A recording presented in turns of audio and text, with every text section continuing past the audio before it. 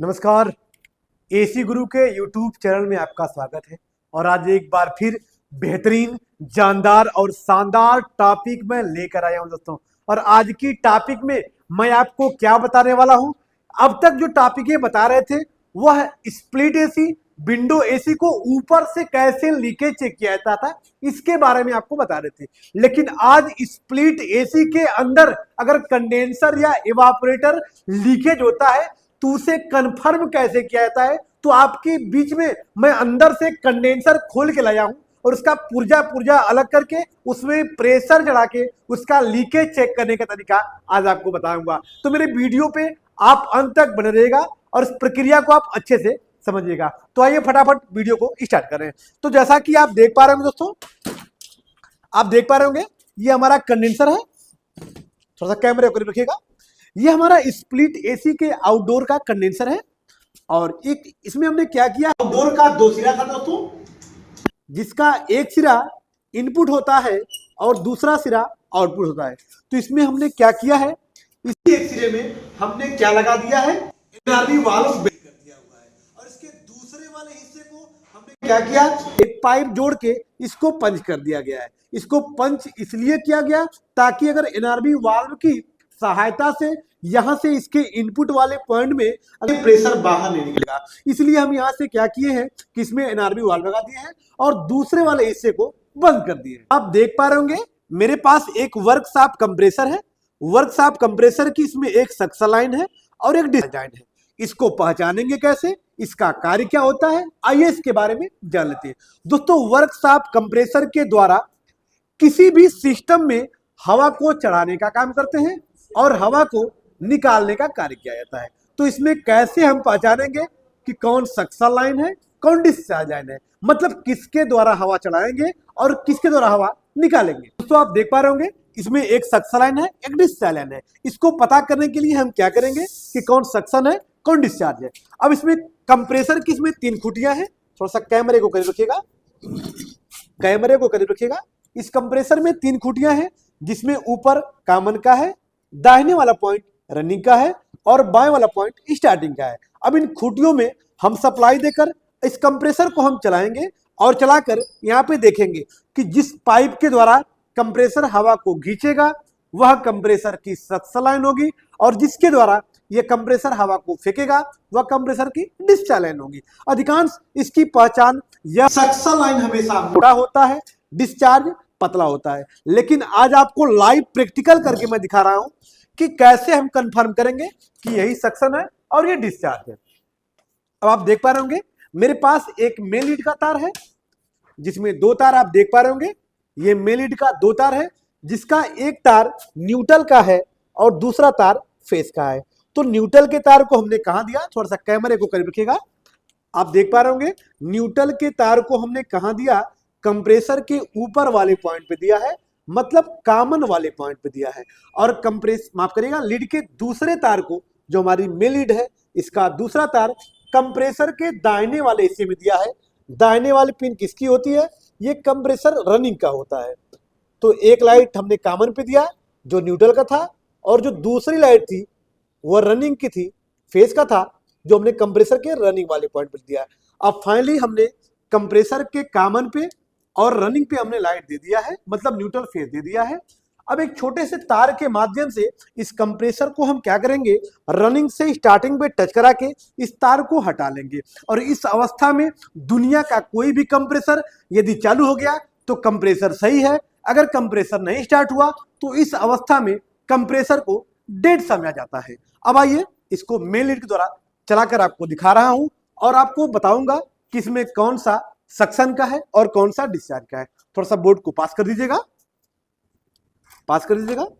जब कहेंगे तो बोर्ड को ऑन कर दीजिएगा। आप देख पा रहे होंगे मेरे पास छोटा सा तार है, वहां से थोड़ा सा बोर्ड के पास दिखा दीजिएगा। वहां से बोर्ड को ऑन करेंगे और ऑन करके यहां तुरंत शॉर्ट मार देंगे। आप लगा दीजिए, प्लग लगा दीजिए, आप प्लग को लगा दीजिए, ऑन करिए। वहां से आप देखिए वहां से बोर्ड ऑन हो गया, थोड़ी सी चिंगारी आएगी। इस अवस्था में हमारा कंप्रेसर दोस्तों ऑन हो चुका है।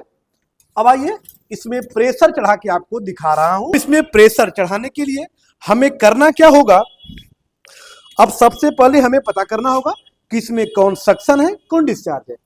अब यहां से आप देख, थोड़ा सा कैमरे को करीब रखिएगा, यहां से हवा निकल रही है, इसका मतलब ये डिस्चार्ज है, और ये हवा को खींच रहा है, इसका मतलब ये सक्शन है। मतलब कंप्रेसर जिसके द्वारा हवा को खींचता है ये सक्शन होता है, और जिसके द्वारा हवा को फेंकता है ये डिस्चार्ज होता है। अब इसके डिस्चार्ज लाइन में क्या करेंगे, पाइप कसेंगे। अब कौन सी पाइप कहां कसी जाएगी, ये भी इंपॉर्टेंट वाली बात है दोस्तों। इसमें कंपाउंड गेज का काम नहीं है, इसलिए हमने कंपाउंड गेज वाली पाइप को खोल के हटा ले रहा हूं, ताकि आपको समझने में किसी प्रकार की कंफ्यूजन न हो सके। अब हम कंपाउंड गेज के हैंडल को कस देंगे, और पहले प्रेशर गेज का काम है, और प्रेशर गेज का काम इसलिए है क्योंकि इस कंडेंसर में हमको क्या करना है, प्रेशर चढ़ाना है, इसलिए हमने प्रेशर गेज का हैंडल खोल लिया है। और प्रेशर गेज के हैंडल को खोलकर, ये वेरी वेरी इंपॉर्टेंट पॉइंट है दोस्तों, याद रखिएगा। और प्रेशर गेज की जो पाइप होगी ये कहां चली जाएगी, आपके सिस्टम में चली जाएगी, जहां आपको प्रेशर डालना है। आप देख पा रहे होंगे, हमने इस पाइप को यहां कस दिया है। हमने किस पाइप को कसा है, प्रेशर गेज वाली पाइप को हमने कंडेंसर में कस दिया है। और जो बीच की कॉमन पॉइंट है, जिसके द्वारा अपने सिस्टम में हवा, गैसें, प्रेशर जो भी कुछ डालना होता है, इस कॉमन पाइप के माध्यम से डालते हैं।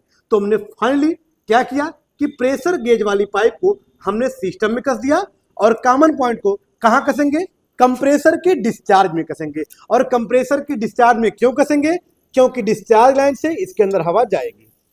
अब यहां फाइनली थोड़ा सा कैमरे को करीब रखिएगा आप। अब रबड़ की चार्जिंग पाइप को हमने कस दिया, इसको कस दिया। अब ये सक्शन से हवा खींच रहा है, डिस्चार्ज से हवा यहां से निकलते हुए कहां जा रही है, इस रबड़ की चार्जिंग पाइप से होते हुए, प्रेशर गेज से होते हुए हमारे पूरे कंडेंसर में जा रही है। थोड़ा सा कैमरे को करीब कर दीजिएगा। अब यहाँ पे आप देख पा रहे होंगे, ये प्रेशर गेज की सुई धीरे धीरे आगे बढ़ रही है। आप देख पा रहे होंगे ये 50 तक पहुंचने वाली है। प्रेशर कितना चलाएंगे, मात्र 150 प्रेशर चलाएंगे, क्योंकि ये सिस्टम छोटा है। अगर प्रेशर अधिक चलाएंगे तो हमारी पाइपें क्या हो जाएंगी, फट जाएंगी। और सिस्टम में 150 प्रेशर चलाकर, मतलब कंडेंसर के आउटडोर में 150 प्रेशर चलाकर इस कंडेंसर को या अपने कंप्रेसर को बंद कर देंगे, और ऐसे ही सिस्टम को छोड़ देंगे। 10 मिनट के अंदर यदि प्रेशर गेज की सुई नीचे उतरेगी तो अपने कंडेंसर में लीकेज माना जाएगा। तो इस प्रकार से अपने सिस्टम में हम आसानी से प्रेशर चढ़ाएंगे। दोस्तों एक बार फिर से मैं रिपीट कर रहा हूं, थोड़ा सा कैमरे को आप करीब रखिएगा, क्योंकि प्रेशर इसमें तेजी से जा रहा है। प्रेशर तेजी से क्यों जा रहा है, क्योंकि स्प्लिट एसी का आउटडोर का मात्र ये एक हिस्सा है, मतलब छोटा है, और छोटा है तो उसमें जल्दी से प्रेशर भर जाएगा। इसलिए आप देख पा रहे होंगे प्रेशर गेज की सुई हमारी तेजी से 150 के करीब जा रही है। एक बार थोड़ा सा कैमरे को बैक कर दीजिएगा। यहां पे आप देख पा रहे होंगे, एक बार फिर सिस्टम को मैं रिपीट करना चाहूंगा। दोस्तों ये क्या है, ये वर्कशॉप कंप्रेसर है। वर्कशॉप कंप्रेसर का प्रयोग क्यों किया जाता है, किसी भी सिस्टम में हवा को चलाने के लिए और हवा को निकालने के लिए किया जाता है। अब आते हैं कि किस लाइन से हवा चलाएंगे और किससे हवा निकालेंगे। तो याद रखिएगा, ये वेरी वेरी इंपॉर्टेंट है। डिस्चार्ज लाइन के माध्यम से सिस्टम में हवा चलाते हैं, और सक्शन लाइन से सिस्टम से हवा निकालते हैं। तो कैसे चलाते हैं, अब हमने क्या किया कि पीछे से सप्लाई देकर अपने कंप्रेसर को हमने चालू कर लिया है। अब ये कंप्रेसर ऑन होने के बाद क्या कर रहा है, सक्शन लाइन से ये खुला है, सक्शन लाइन से खुला होने के कारण यहां से बाहरी हवा को खींच रहा है, और डिस्चार्ज लाइन के माध्यम से रबड़ की पाइप की सहायता से ये हवा कहां जा रही है, कॉमन पाइप होते हुए प्रेशर गेज में जा रही है। अब प्रेशर गेज के आगे जितना प्रेशर जाएगा, हमारे प्रेशर गेज की सुई करीब करीब आप देख पा रहे होंगे 150 पे पहुंचने वाली है, और यहां से प्रेशर निकलकर हमारे एनआरबी वाल्व से होते हुए पूरे कंडेंसर में जा रहा है। अब आप देख पा रहे होंगे फाइनली हमारा माफ करिए कंडेंसर में प्रेशर कितना हो गया है, 150 हो गया है। और जब 150 प्रेशर हो जाएगा तो हमने क्या किया, अब अपने इस कंप्रेसर को यहां से बटन की सहायता से बंद कर देंगे, और बंद करके इस हैंडल को हम कस देंगे। दोस्तों इस हैंडल को कस देंगे ताकि अंदर की हवा बाहर ना निकल सके। अब हैंडल को कस के इस पाइप को अगर आप खोल भी लेते हैं तो कोई दिक्कत नहीं है। जो हवा निकल रही है ये हवा इस पाइप की हवा है, ना कि अंदर की हवा है। अंदर की हवा बाहर क्यों नहीं निकल रही है, क्योंकि हमने हैंडल को क्या किया हुआ, कसा हुआ है। अब हैंडल को कस के हमने फाइनली 150 पे हमने गेज को रोक दिया है। अब सिस्टम को ऐसे ही 5 मिनट के लिए छोड़ देंगे, 10 मिनट के लिए छोड़ देंगे।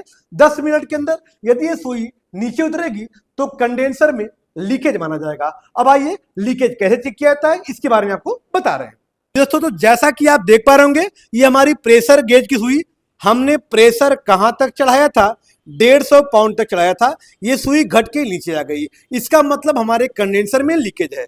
अब आइए इसकी लीकेज को साबुन का गाज लगाकर चेक करते हैं कि लीकेज है तो कहां से है। इसमें हमने क्या मिलाया है, इसमें शैम्पू है और शैम्पू के साथ साथ इसमें थोड़ा सा पानी मिला दिया है ताकि हमारा गाज अच्छे से बन सके। और एक सोख्ता का इस्तेमाल करेंगे दोस्तों।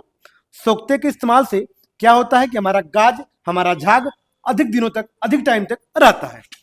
अब आइए इस गाज पानी को गिरा लेंगे, जो इसका गाज होगा उस गाज की सहायता से अब ज्वाइंटों पे लगाएंगे। आप देख पा रहे होंगे इस पहले ज्वाइंट पे लगाया, आप यहाँ पे देख पा रहे होंगे इस वाल्व के पास ही लीकेज है दोस्तों। आप देख पा रहे होंगे, थोड़ा सा कैमरे को करीब रख दीजिएगा। जहां जहां लीकेज होगा इस प्रकार से आपको गुब्बारे की तरफ फूलेगा और फूट जाएगा। आप देख पा रहे होंगे यहाँ पे लीकेज है, तो जहां पे लीकेज मिलेगा तुरंत आप वेल्डिंग गन का इस्तेमाल मत करना मेरे दोस्त, क्योंकि पूरे लीकेज को चेक कर लीजिएगा, उसके बाद ही एक ही बार वेल्डिंग गन का इस्तेमाल किया जाता है। ऐसा नहीं कि एक ठो लीकेज मिल गया तो उसको जोड़ेंगे, फिर प्रेशर चढ़ाएंगे, फिर निकालेंगे, मतलब सारा दिन हमारा टाइम नुकसान हो जाता है। इसलिए एक ही बार में सारा लीकेज हम लोग चेक कर लेते हैं, उसके बाद अंदर की हवा को निकालकर और वेल्डिंग गन की सहायता से इसे सुव्यवस्थित जोड़ दिया जाता है। आप देख पा रहे होंगे जहां जहां ज्वाइंट है हमने हर ज्वाइंटों पे झाग लगाकर इसका लीकेज बाकायदे चेक कर रहे हैं। चूंकि किसी भी ज्वाइंट पे लीकेज नहीं है, आप देख पा रहे होंगे लीकेज बस यहीं पे दिख रहा है। आप यहां से लीकेज का मतलब हमारा एनआरबी वाल्व के पास है, एनआरबी वाल्व को हम ही चेंज कर देंगे, ना कि वहां पे ज्वाइंट नहीं है, ये एनआरबी वाल्व से ही निकल रहा है। आप देख पा रहे होंगे एनआरबी वाल्व वो पेस्ट से चिपकाया जाता है, उसकी वेल्डिंग नहीं की जाती है, तो वहां पे नया एनआरबी वाल्व लगा देंगे, वो सिस्टम सही हो जाएगा। आगे थोड़ा सा कैमरे को इधर कर दीजिएगा। आप देख पा रहे होंगे जहां जहां ये पॉइंट बना होता है इसका सारे पॉइंटों को अच्छे से हम चेक करेंगे। देख पा रहे होंगे हम हर एक रो पे झाग लगाकर इसका लीकेज अच्छे से चेक कर रहे हैं। अब ये रो क्या होता है दोस्तों, एसी के ये कंडेंसर व एवापोरेटर के साइड साइड में घूमी हुई पाइपों को रो कहते हैं। तो ये साइड साइड में घुमा हुआ है, इसलिए ये रो कहलाता है। एक बार फिर से, एसी के कंडेंसर व एवापोरेटर के साइड साइड में घूमी हुई पाइपों को रो कहते हैं। तो इसके रो पे बाकायदे हम शैम्पू का गाज लगाकर लीकेज को चेक करेंगे, ताकि बिना लीकेज चेक किए हुए यदि अपने सिस्टम में हम गैस डाल देंगे तो हमारी सारी गैसें नुकसान हो जाती है दोस्तों। इसलिए एसी व फ्रिज का कोई भी सिस्टम हो, बिना सुव्यवस्थित लीकेज चेक किए हुए आप गैस मत डालिएगा, अन्यथा आपके सिस्टम की सारी गैसें नुकसान हो जाएंगी। तो आप फाइनली देख पा रहे होंगे हमारे पूरे सिस्टम में लीकेज कहीं नहीं है।